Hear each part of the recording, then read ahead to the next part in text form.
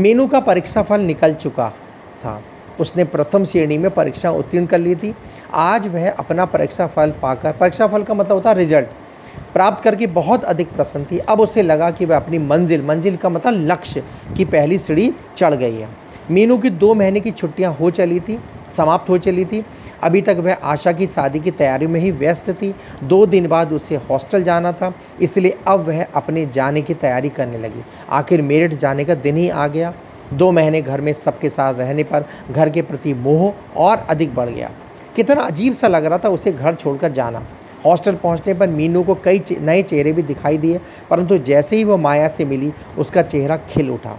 माया ने उसके प्रथम श्रेणी में उत्तीर्ण होने पर उसे बधाई दी। कॉलेज खुलते ही मीनू की नियमित पढ़ाई शुरू हो गई। वह शुरू से ही अपनी पढ़ाई नियमित रूप से करती थी, जिसका परिणाम यह होता था कि वह सदैव ही प्रथम श्रेणी में पास होती रही। रविवार का दिन था। आज मीनू को बाजार जाना था। माँ ने आशा के लिए साड़ियाँ और चप्पलें खरीदने के लिए कुछ रुपए दिए थे। मीनू अकेली बाजार जाकर खरीदारी नहीं कर सकती थी, इसलिए उसने माया से कहा कि माया तू मेरे साथ चल। उसने माया के लिए, आशा के लिए 4 साड़ियाँ खरीदी। उसके बाद वे दोनों चप्पलों की दुकान पर पहुंची। अभी वे दोनों चप्पलें पसंद कर ही रहे थे कि मीनू को सामने अमित दिखाई दे गया। अमित वो जिसने उसको रिजेक्ट किया था, जिसके घर वालों ने मीनू को रिजेक्ट किया था, वो उसको दिखाई दिया।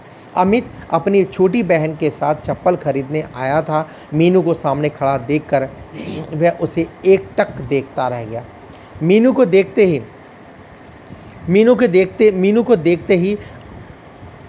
अमित का दिल कुछ कहने के लिए बेचैन हो उठता, परंतु उसे मीनू से बात करने का अवसर ही नहीं मिल पाता। अमित को अपनी ओर आता देखकर तथा एकटक लगातार देखते हुए पाकर मीनू माया से बोली, चलो माया, यहाँ चप्पलें कुछ पसंद नहीं आ रही हैं। माया उसकी बात समझ नहीं पाई, इसलिए बोली, नहीं मीनू, यहाँ तो बहुत सुंदर सुंदर चप्पलें हैं, इन्हीं में से पसंद कर लो। माया के कहने पर उसने उन्हीं में से 2 जोड़ी चप्पलें पसंद की और उन्हें खरीद कर वहाँ से चल दी। माया उसकी इस जल्दीबाजी का कारण नहीं समझ पा रही थी, यद्यपि उसे उसके हृदय में उठी बेचैनी का आभास हो गया था। क्यों परेशान हो रही थी मीनू? इसलिए परेशान हुई क्योंकि उसको अमित का चेहरा नज़र आ गया था, और अमित वो था जिसके घर वालों ने मीनू को रिजेक्ट किया था। ये मैंने आपको पहले बता दिया। मीनू जब भी अमित को दिखती, उसकी अतीत की स्मृतियाँ वही जिसमें उसको मना कर दिया था शादी करने के लिए, अमित ने फिर ताज़ा हो दी। उसे याद हो आता कि वह दिन जब अमित के घर वालों ने उन सबको धोखा दिया, उनसे झूठ बोला। उससे मिलते ही अजीब सी घृणा मीनू के हृदय में भर जाती। जैसे ही मीनू हॉस्टल में पहुंची, उसके हाथ में साड़ियों के डिब्बे देखकर सभी लड़कियां उसके पास आ गई।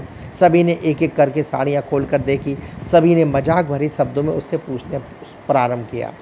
पहली लड़की बोली, मीनू बहुत सुंदर साड़ियाँ खरीद के लाई हो, क्या अपनी शादी के लिए खरीदी? दूसरी बोली, मीनू तुम्हारी शादी पक्की होगी, परंतु तुमने हमें बताया नहीं। तीसरी बोली, मीनू कैसे हमारे जिया जी, उनका फ़ोटो तो होगा तुम्हारे पास, ज़रा हमें भी दिखाना। चौथी बोली, मीनू क्या करते हैं हमारे जीजा जी? पाँचवीं बोली, शादी करके कहाँ जाओगी मीनू, कहाँ रहते हैं हमारे जीजा जी? ये सब बातें करके वो सब हंस पड़ी।